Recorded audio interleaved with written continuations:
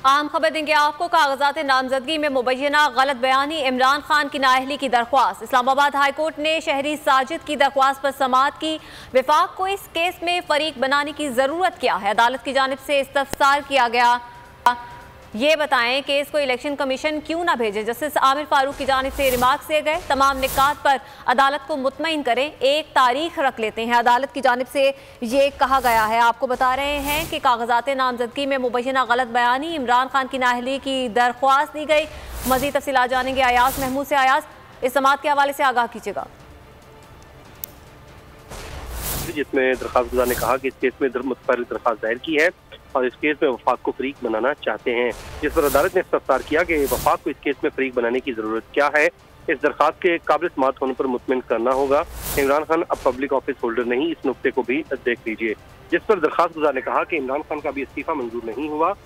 जिस पर अदालत ने कहा ये बताएं कि आप इस केस को इलेक्शन कमीशन क्यों न भेजें। इमरान खान ने अपना बयान हल्फी इलेक्शन कमीशन को दिया था। फैसल बावड़ा केस में भी इसी नेचर का था, इलेक्शन कमीशन को ही वो भी भिजवाया गया था। वो सुप्रीम कोर्ट के अहकामात की रोशनी में बयान हल्फी देने का मामला था, जिसके बाद अदालत ने इस केस की समाअत 2 हफ्तों के लिए मुलतवी कर दी। ठीक है फयाज महमूद, इस हवाले से आप हमें आगाह कर रहे थे, आपका बहुत शुक्रिया।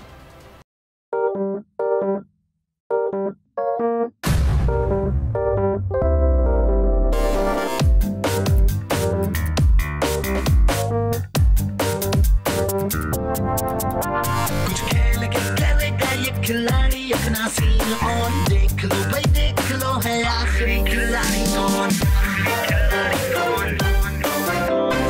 आखिरी खिलाड़ी कौन, कुछ खेल के करेगा ये खिलाड़ी अपना सीन ऑन, देख लो भाई। यहाँ ऐसा कुछ नहीं होगा, दिमाग चलाओ, जवाब बताओ और लाखों ले जाओ। आखिरी खिलाड़ी कौन?